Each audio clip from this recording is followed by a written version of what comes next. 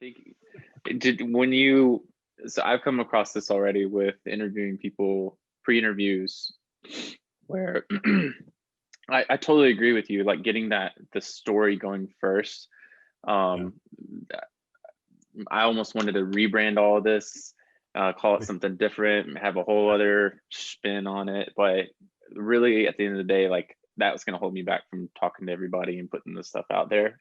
So I totally see that. Did you have any kind of did you have any anxiety or fear around, because you have a fair amount of people on your podcast talking about specifically who they worked for. Yeah. Did you have any anxiety or fear around like people from those organizations hearing this and kind of maybe taking it the wrong way? So my whole thought process going into this was if we're talking about mental health and we're talking about individuals' mental health and we're Mhm. talking about the fact that an organization could have potentially, like, everybody's responsible for their own mental health, right? But there are a lot of things that lead into that. And if I'm out there saying X organization was one of the reasons that, I got this, or look at Dave, Shaponik's episode. He loved being at work, and look what the Penguins did to him. It was his outlet. So a lot of people have had different experiences with how work is involved, right? Some people, it's their outlet. When the relationship's struggling, the relationship tends to be struggling because of work sometimes, and how much we put into it. But my whole thing was, if there are going to be people that have issues with this, then they need to look in the mirror a little bit as an organization. And so I wanted to bring light to that. Like, we need to bring light to that. I was super, super excited when he told me about what the Pens did for him, and making it known that, hey, Dave's struggling, and we need to be here. We're his family. We're here to help him. Not everybody's going to do that. I've heard stories of people who have asked for time off and for mental health reasons and have not been granted it. And to me, there's just no excuse for that. And so, in my opinion, those companies need to be called out on that.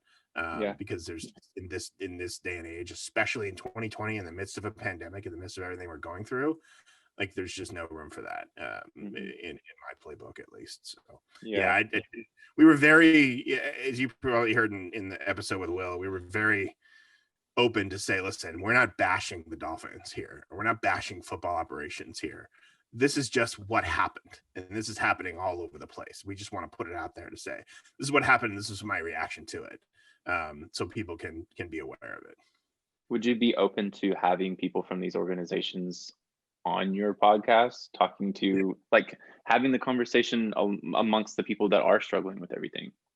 Yeah, I would love to. I'd love to understand it from both sides too, Hmm. because I know some really good people who are close friends of mine in the HR world who would be the first to say, go. I mean, I've heard it, even in the past few weeks, like, some friends have taken mental health leave.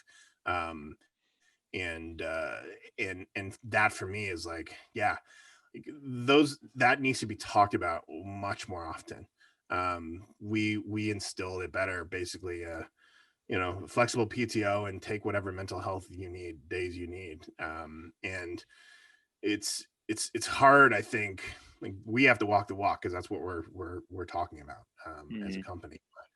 It's hard, in sports. You've been around it long enough, to know that, it never stops. It is 24/7. And so, you want to feel like you're more than, just replaceable. And the old line that you're one of 32, and who do this job in the country.